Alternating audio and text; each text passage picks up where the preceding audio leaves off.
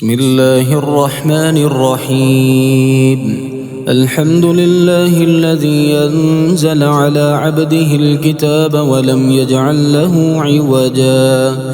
قيما لينذر بأسا شديدا من لدنه ويبشر المؤمنين الذين يعملون الصالحات أن لهم أجرا حسنا ماكثين فيه أبدا وينذر الذين قالوا اتخذ الله ولدا ما لهم به من علم ولا لآبائهم كبرت كلمة تخرج من أفواههم إن يقولون إلا كذبا فلعلك باخع نفسك على آثارهم إن لم يؤمنوا بهذا الحديث أسفا إنا جعلنا ما على الأرض زينة لها لنبلوهم أيهم أحسن عملا وإنا لجاعلون ما عليها صعيدا جرزا أم حسبت أن أصحاب الكهف والرقيم كانوا من آياتنا عجبا إذ أوى الفتية إلى الكهف فقالوا ربنا آتنا من لدنك رحمة وهيئ لنا من أمرنا رشدا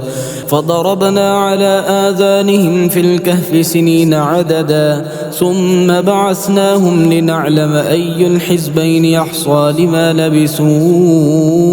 أمدا نحن نقص عليك نبأهم بالحق إنهم فتية آمنوا بربهم وزدناهم هدى وربطنا على قلوبهم إذ قاموا فقالوا ربنا رب السماوات والأرض لن ندعو من دونه إلها لقد قلنا إذا شططا هؤلاء قوم اتخذوا من دونه آلهة لولا يأتون عليهم بسلطان بين فمن أظلم ممن افترى على الله كذبا وإذ اعتزلتموهم وما يعبدون إلا الله فأووا إلى الكهف ينشر لكم ربكم من رحمته ويهيئ لكم من أمركم مرفقا وترى الشمس إذا طلعت تزاور عن كهفهم ذات اليمين وإذا غربت تقرضهم ذات الشمال وهم في فجوة منه ذلك من آيات الله من يهد الله فهو المهتد ومن يضلل فلن تجد له وليا مرشدا وتحسبهم أيقاظا وهم رقود ونقلبهم ذات اليمين وذات الشمال وكلبهم باسط ذراعيه بالوصيد لو اطلعت عليهم لوليت منهم فرارا ولملئت منهم رعبا وكذلك بعثناهم ليتساءلوا بينهم قال قائل منهم كم لبثتم قالوا لبثنا يوما أو بعض يوم قالوا ربكم أعلم بما لبثتم فابعثوا أحدكم بورقكم هذه إلى المدينة فلينظر أيها أزكى طعاما فليأتكم برزق منه وليتلطف ولا يشعرن بكم أحدا إنهم إن يظهروا عليكم يرجموكم أو يعيدوكم في ملتهم ولن تفلحوا إذن أبدا وكذلك أعثرنا عليهم ليعلموا أن وعد الله حق وأن الساعة لا ريب فيها إذ يتنازعون بينهم أمرهم فقالوا ابنوا عليهم بنيانا ربهم أعلم بهم قال الذين غلبوا على أمرهم لنتخذن عليهم مسجدا سيقولون ثلاثة رابعهم كلبهم ويقولون خمسة سادسهم كلبهم رجما بالغيب ويقولون سبعة وثامنهم كلبهم قل ربي أعلم بعدتهم ما يعلمهم إلا قليل فلا تمار فيهم إلا مراء ظاهرا ولا تستفت فيهم منهم أحدا ولا تقولن لشيء إني فاعل ذلك غدا إلا أن يشاء الله واذكر ربك إذا نسيت فقل عسى أن يهديني ربي لأقرب من هذا رشدا ولبثوا في كهفهم 300 سنين وازدادوا 9 قل الله أعلم بما لبثوا له غيب السماوات والأرض أبصر به وأسمع ما لهم من دونه من ولي ولا يشرك في حكمه أحدا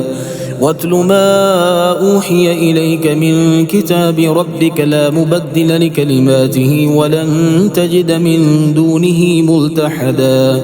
واصبر نفسك مع الذين يدعون ربهم بالغداة والعشي يريدون وجهه ولا تعد عيناك عنهم تريد زينة الحياة الدنيا ولا تطع من أغفلنا قلبه عن ذكرنا واتبع هواه وكان أمره فرطا وقل الحق من ربكم فمن شاء فليؤمن ومن شاء فليكفر إنا أعتدنا للظالمين نارا أحاط بهم سرادقها وإن يستغيثوا يغاثوا بماء كالمهل يشوي الوجوه بئس الشراب وساءت مرتفقا إن الذين آمنوا وعملوا الصالحات إنا لا نضيع أجر من أحسن عملا أولئك لهم جنات عدن تجري من تحتهم الأنهار يحلون فيها من أساور من ذهب ويلبسون ثيابا خضرا من سندس واستبرق متكئين فيها على الأرائك نعم الثواب وحسنت مرتفقا واضرب لهم مثل الرجلين جعلنا لأحدهما جنتين من أعناب وحففناهما بنخل وجعلنا بينهما زرعا كلتا الجنتين آتت أكلها ولم تظلم منه شيئا وفجرنا خلالهما نهرا وكان له ثمر فقال لصاحبه وهو يحاوره أنا أكثر منك مالا وأعز نفرا ودخل جنته وهو ظالم لنفسه قال ما أظن أن تبيد هذه أبدا وما أظن الساعة قائمة ولئن رددت إلى ربي لأجدن خيرا منها منقلبا قال له صاحبه وهو يحاوره وكفرت بالذي خلقك من تراب ثم من نطفة ثم سواك رجلا لكن هو الله ربي ولا أشرك بربي أحدا ولولا إذ دخلت جنتك قلت ما شاء الله لا قوة إلا بالله إن ترني أنا أقل منك مالا وولدا فعسى ربي أن يؤتيني خيرا من جنتك ويرسل عليها حسبانا من السماء فتصبح صعيدا زلقا أو يصبح ماؤها غورا فلن تستطيع له طلبا وأحيط بثمره فأصبح يقلب كفيه على ما أنفق فيها وهي خاوية على عروشها ويقول يا ليتني لم أشرك بربي أحدا ولم تكن له فئة ينصرونه من دون الله وما كان منتصرا هنالك الولاية لله الحق وخير ثوابا وخير عقبا واضرب لهم مثل الحياة الدنيا كماء إن أنزلناه من السماء فاختلط به نبات الأرض فأصبح هشيما تذروه الرياح وكان الله على كل شيء مقتدرا. المال والبنون زينة الحياة الدنيا، والباقيات الصالحات خير عند ربك ثوابا وخير أملا. ويوم نسير الجبال وترى الأرض بارزة وحشرناهم فلم نغادر منهم أحدا وعرضوا على ربك صفا لقد جئتمونا كما خلقناكم أول مرة بل زعمتم أن لن نجعل لكم موعدا. ووضع الكتاب فترى المجرمين مشفقين مما فيه ويقولون يا ويلتنا ما لهذا الكتاب لا يغادر صغيرة ولا كبيرة إلا أحصاها ووجدوا ما عملوا حاضرا ولا يظلم ربك أحدا. وإذ قلنا للملائكة اسجدوا لآدم فسجدوا إلا إبليس كان من الجن ففسق عن أمر ربه فتتخذونه وذريته أولياء من دوني وهم لكم عدو بئس للظالمين بدلا. ما أشهدتهم خلق السماوات والأرض ولا خلق أنفسهم وما كنت متخذ المضلين عضدا. ويوم يقول نادوا شركائي الذين زعمتم فدعوهم فلم يستجيبوا لهم وجعلنا بينهم موبقا. ورأى المجرمون النار فظنوا أنهم مواقعوها ولم يجدوا عنها مصرفا. ولقد صرفنا في هذا القرآن للناس من كل مثل وكان الإنسان أكثر شيء جدلا. وما منع الناس أن يؤمنوا إذ جاءهم الهدى ويستغفروا ربهم إلا أن تأتيهم سنة الأولين أو يأتيهم العذاب قبلا. وما نرسل المرسلين إلا مبشرين ومنذرين ويجادل الذين كفروا بالباطل ليدحضوا به الحق واتخذوا آياتي وما أنذروا هزوا.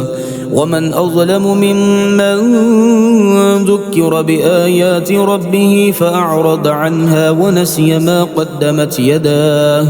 إنا جعلنا على قلوبهم أكنة أن يفقهوه وفي آذانهم وقرا وإن تدعهم إلى الهدى فلن يهتدوا إذن أبدا.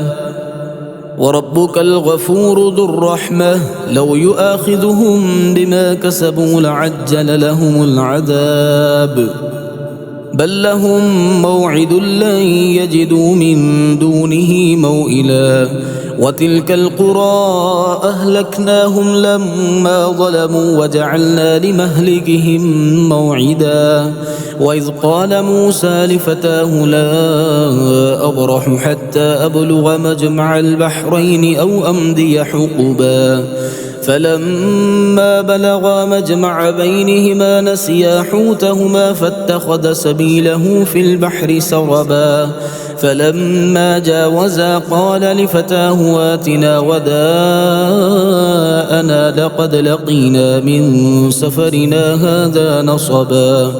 قال أرأيت إذ أوينا إلى الصخرة فإني نسيت الحوت وما أنسانيه إلا الشيطان أن أذكره واتخذ سبيله في البحر عجبا. قال ذلك ما كنا نبغي فارتدا على آثارهما قصصا. فوجدا عبدا من عبادنا آتيناه رحمة من عندنا وعلمناه من لدنا علما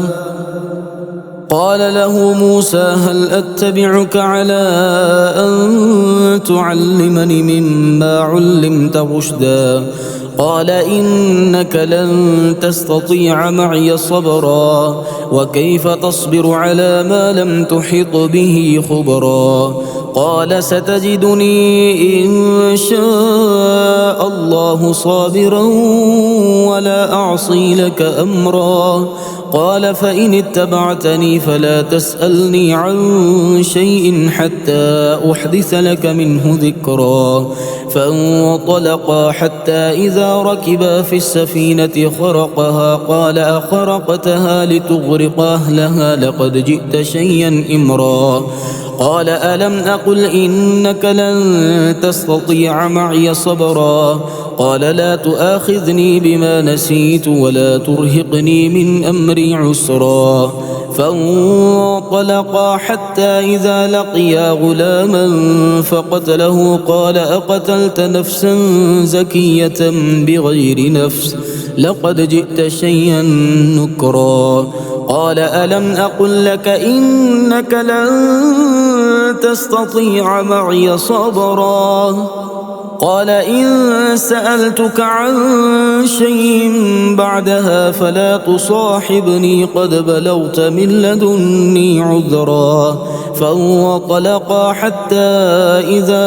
أتيا أهل قرية استطعما أهلها فأبوا أن يضيفوهما فوجدا فيها جدارا يريد أن ينقض فأقامه قال لو شئت لاتخذت عليه أجرا قال هذا فراق بيني وبينك سأنبئك بتأويل ما لم تستطع عليه صبرا أما السفينة فكانت لمساكين يعملون في البحر فأردت أن أعيبها وكان وراءهم ملك يأخذ كل سفينة غصبا وأما الغلام فكان أبواه مؤمنين فخشينا أن يرهقهما طغيانا وكفرا فأردنا أن يبدلهما ربهما خيرا منه زكاة وأقرب رحما وأما الجدار فكان لغلامين يتيمين في المدينة وكان تحته كنز لهما وكان أبوهما صالحا فأراد ربك أن يبلغا أشدهما ويستخرجا كنزهما رحمة من ربك وما فعلته عن أمري ذلك تأويل ما لم تسطع عليه صبرا ويسألونك عن ذي القرنين قل سأتلو عليكم منه ذكرا إنا مكنا له في الأرض وآتيناه من كل شيء سببا فأتبع سببا حتى إذا بلغ مغرب الشمس وجدها تغرب في عين حمئة ووجد عندها قوما قلنا يا ذا القرنين إما أن تعذب وإما أن تتخذ فيهم حسنا قال أما من ظلم فسوف نعذبه ثم يرد إلى ربه فيعذبه عذابا نكرا وأما من آمن وعمل صالحا فله جزاء الحسنى وسنقول له من أمرنا يسرا ثم أتبع سببا حتى إذا بلغ مطلع الشمس وجدها تطلع على قوم لم نجعل لهم من دونها سترا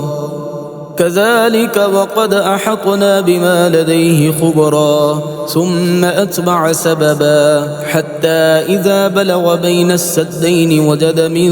دونهما قوما لا يكادون يفقهون قولا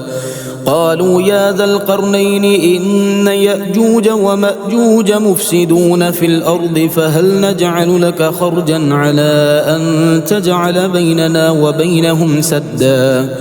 قال ما مكني فيه ربي خير فأعينوني بقوة أجعل بينكم وبينهم ردما آتوني زبر الحديد حتى إذا ساوى بين الصدفين قال انفخوا حتى إذا جعله نارا قال آتوني أفرغ عليه قطرا فما استطاعوا أن يظهروه وما استطاعوا له نقبا قال هذا رحمة من ربي فإذا جاء وعد ربي جعله دكا وكان وعد ربي حقا وتركنا بعدهم يومئذ يموج في بعض ونفخ في الصور فجمعناهم جمعا وعرضنا جهنم يومئذ للكافرين عرضا الذين كانت أعينهم في غطاء عن ذكري وكانوا لا يستطيعون سمعا أفحسب الذين كفروا أن يتخذوا عبادي من دوني أولياء إنا أعتدنا جهنم للكافرين نزلا قل هل ننبئكم بالأخسرين أعمالا الذين ضل سعيهم في الحياة الدنيا وهم يحسبون أنهم يحسنون صنعا أولئك الذين كفروا بآيات ربهم ولقائه فحبطت أعمالهم فلا نقيم لهم يوم القيامة وزنا ذلك جزاؤهم جهنم بما كفروا واتخذوا آياتي ورسلي هزوا إن الذين آمنوا وعملوا الصالحات كانت لهم جنات الفردوس نزلا خالدين فيها لا يبغون عنها حولا قل لو كان البحر مدادا لكلمات ربي لنفد البحر قبل أن تنفد كلمات ربي ولو جئنا بمثله مددا قل إنما أنا بشر مثلكم يوحى إلي أنما إلهكم إله واحد فمن كان يرجو لقاء ربه فليعمل عملا صالحا ولا يشرك بعبادة ربه أحدا.